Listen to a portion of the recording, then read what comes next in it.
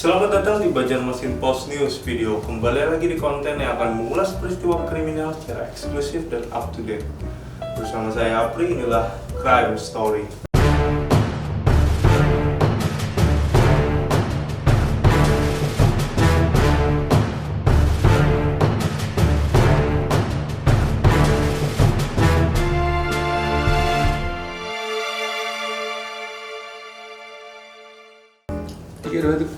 Apa kabar Sobat Bipos? Dimanapun Anda berada, semoga baik-baik saja. Seperti biasa, akan ada 3 berita yang sudah kita pilih untuk hari ini. Dan inilah 3 berita pilihan pada hari ini. Jadi langsung ke berita pertama nih. Sekelompok orang mencuri bahan material. Sekelompok orang membongkar dan mencuri material. That you had. Langsung ke berita pertama nih. Sekelompok orang membongkar dan mencuri material rumah mewah di Jalan Raya Kedoyak, Kebonjeruk, Jakarta Barat. Jadi yang dicuri dari keramik, kusen, lampu hias, sampai genteng disikat semua tuh. Aksi pencurian tersebut memakan waktu sampai 2 minggu. Tidak ada kecurigaan dari warga sekitar karena mengira para pelaku hanya pekerja bangunan biasa. Kejadian bermula saat seorang yang berinisial SU ditawari kayu oleh salah seorang yang berinisial H sebesar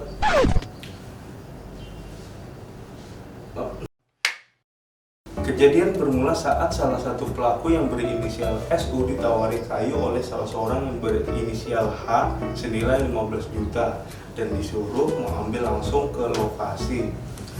Akhirnya pelaku SU menyewa beberapa pekerja bangunan yang diupah sebesar 125.000 per hari untuk membongkar bangunan tersebut. Dan saat ini polisi sudah mengamankan pelaku SU dan para pekerja bangunan untuk dimintai keterangan. Sementara pelaku yang berinisial H dan pihak yang diduga terlibat masih diburu oleh polisi. Berikut kita lihat laporan lengkapnya. Inilah situasi di sebuah rumah yang seluruh material dan interiornya dicuri. Video rumah mewah yang dipreteli di sana sini viral di media sosial karena diduga dibobol maling yang menggasak seluruh isi rumah dan bangunan ini. Terlihat lantai hingga kusen dan lampu-lampu rumah ini habis dicongkel maling. Saksi mata menyebut sempat mengetahui gerak-gerik komplotan maling yang awalnya dikira hanyalah tukang pekerja bangunan. Diduga proses pembongkaran ini dilakukan selama 2 pekan. Pekerjanya ada berapa? Terus kelihatannya seperti apa sih Pak? Maksudnya santai aja atau gimana? Kelihatannya santai kayak ya pekerja biasa lah gitu. Ya kita ya pokoknya santai begitulah kayak orang pekerja biasa proyek begitulah. Oh. Itu mereka kerja dari pagi sampai malam, terus ada apa barang-barang ditaruh di mana tuh? Kalau barang di mobil langsung dibawa mobil, barang di mobil angkut di mobil. Kalau kerja jam 8 sampai jam 5 lah. 2 minggu tuh? 2 minggu, jam 8. Bisa nggak Pak diceritain dari pas awal Pak Iwan nyadar itu tukang datang sampai akhirnya mereka berhenti kerja tuh kayak gimana sih? Ya awalnya ya ada 2 orang, kalau nggak salah 2 orang. Terus kayak macam mau angkut pindahan gitu. Saya pikir tadi pindahan, terus ya nggak taunya begitulah. Makin hari nambah orang 4 gitu. Polisi telah mengamankan para pekerja yang membongkar rumah mewah tersebut dan berdasarkan pemeriksaan para pekerja ini mengaku mendapat upah Rp125.000 per hari untuk membongkar rumah dari pemilik yang berinisial SU. Sementara SU yang juga telah ditahan polisi mengaku ditawari membeli kayu rumah oleh seorang berinisial H senilai Rp15 juta dan disuruh mengambil langsung ke lokasi. Polisi kini tengah memburu H dan salah satu terduga lain yang menginstruksikan pembongkaran tersebut.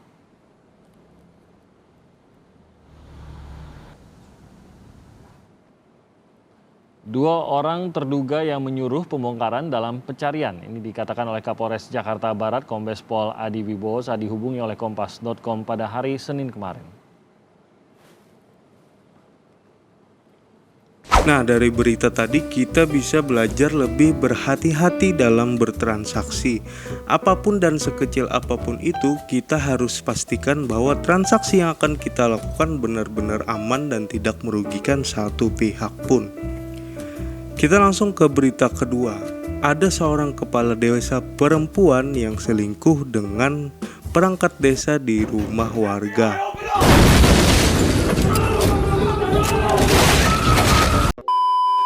Saking perhatian dan terbukanya tuh kades sama perangkatnya, ya akhirnya gitu deh, kebablasan.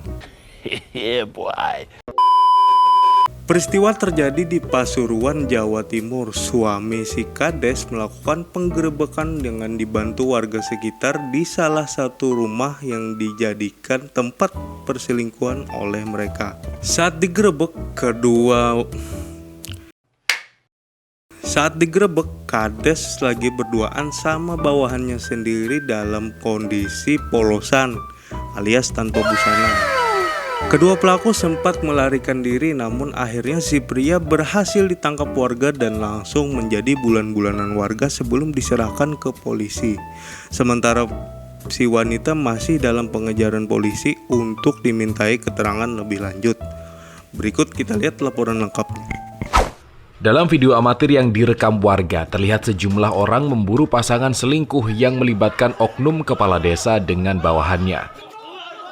Tak berlangsung lama, terduga pelaku, pria yang bernama Salam, berhasil ditangkap. Salam diyakini melakukan perbuatan asusila di rumah warga bersama kepala desanya sendiri, yakni Rini Kusmiati, warga desa Wotgalih, Kecamatan Nguling. Penggerebekan dipimpin langsung oleh suami kades, Eko Martono, dan diikuti oleh warga. Sang suami sejak awal sudah mengikuti istrinya mulai keluar dari rumah seorang diri mengendarai motor. Sang suami kemudian membuntuti hingga istrinya berhenti dan masuk ke rumah warga.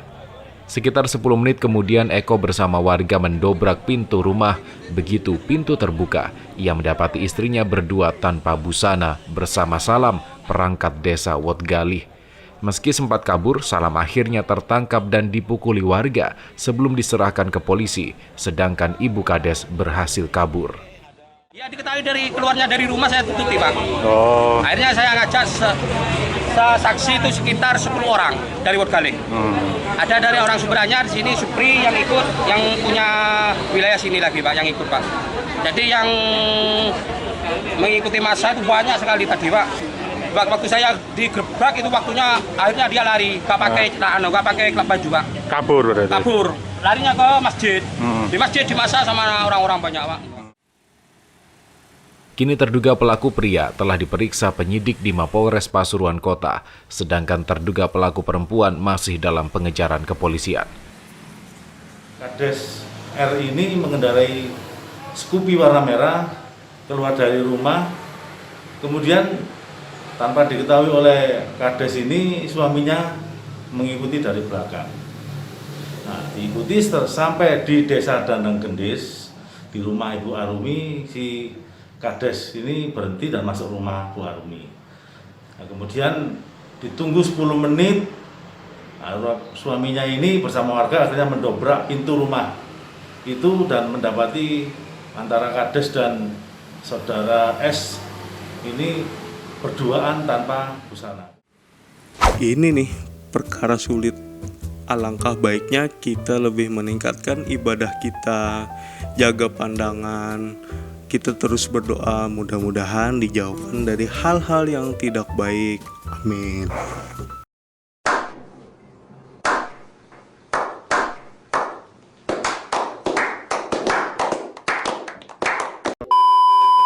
Berita terakhir nih, seorang pedagang di Jakarta Selatan kaget setelah kejatuhan benda di kepalanya yang ternyata potongan tubuh manusia.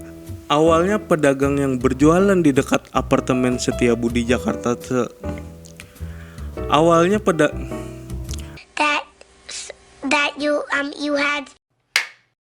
Awalnya pedagang yang berjualan di dekat apartemen Setiabudi Jakarta Selatan tersebut sedang asik duduk ngaso sambil main HP. Tiba-tiba dia kaget setelah ada benda jatuh di atas telapak terpalnya dan langsung menghantam kepalanya yang awalnya sempat dikira sebuah bambu. Setelah diperiksa, ternyata yang jatuh tadi merupakan potongan kaki manusia. Di lokasi yang berbeda ditemukan potongan kepala dan badan korban tidak jauh dari tempat kejadian. Polisi pun langsung turun tangan untuk melakukan penyelidikan, dan dari hasil pemeriksaan, potongan tubuh tersebut bukan dari korban mutilasi, melainkan diduga korban melakukan aksi bunuh diri dengan cara melompat dari apartemen. Dan menurut keterangan keluarga korban, sebelumnya korban memiliki masalah keuangan setelah bermain saham. Kita lihat laporan lengkapnya. Seorang pedagang bernama Titin Siti Fatimah mengatakan terpal lapak jualannya yang ada di dekat apartemen Setiabudi, Jakarta Selatan secara tiba-tiba kena hantaman benda keras dari atas pada Senin 22 Maret sekira pukul 11:30 waktu Indonesia Barat. Saat itu Titin yang sedang asik main ponsel sendiri mengira benda yang jatuh tersebut adalah bambu. Pasalnya, karena kejatuhan benda tersebut, kepala Titin sampai benjol. Mendengar teriakan Titin, pedagang yang lain pun menghampiri, akan tetapi Titin yang awalnya mengira benda yang menghantamnya adalah bambu, mendadak takut bahwa di dalam terpal itu isinya adalah bom. Oleh sebab itu, Titin sempat gemetar ketakutan ketika diminta untuk membuka isi terpalnya. Melihat ketakutan sang istri, kemudian Rajut suami Titin mengecek benda yang membentur terpal lapaknya. Betapa terkejutnya Rajut bahwa yang sebenarnya menghantam kepala sang istri bukan bambu, melainkan potongan kaki manusia yang diduga berasal dari atas apartemen di lokasi jualannya sebagai tukang batagor. Pengakuan lain juga disebutkan oleh Yuliani yang terkejut mendengar suara keras di atap terpal tempatnya berjualan. Hal tak jauh berbeda disampaikan oleh saksi lainnya, yakni Rizal Firdaus. Di lokasi yang berbeda, tepatnya di basement apartemen, Rizal menemukan potongan tubuh lainnya yaitu kepala dan badan korban. Lebih lanjut, Rizal mengatakan potongan kaki tersebut menimpa terpal pedagang nasi goreng dan batagor di sebelahnya. Suara jatuhnya potongan kaki dan diduga potongan tubuh terdengar secara bersamaan. Sementara itu, Kasat Reskrim Polres Metro Jakarta Selatan AKBP Jimmy Christian Sama mengungkap potongan tubuh yang jatuh dari apartemen bukan korban mutilasi melainkan bunuh diri. Jimmy menambahkan korban diduga bunuh diri dengan melompat dari apartemen. Polisi menduga lelaki tersebut mengakhiri hidup dengan cara melompat dari apartemen karena persoalan keuangan.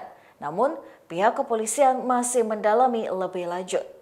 Berdasarkan keterangan dari keluarga, korban sebelumnya terlihat sering diam, diduga korban memiliki persoalan keuangan karena bermain saham. Terima kasih telah menonton video ini. Jangan lupa like, comment, share, dan subscribe channel ini biar tidak ketinggalan video-video menarik lainnya. Juga jangan lupa follow sosial media kami di IG @banjarmasinpost, juga Facebook Banjarmasin Post Online. Akhir kata, saya Apri pamit mundur diri. Mohon maaf apabila ada salah kata. Sampai ketemu di episode berikutnya, tetap di Crime Story.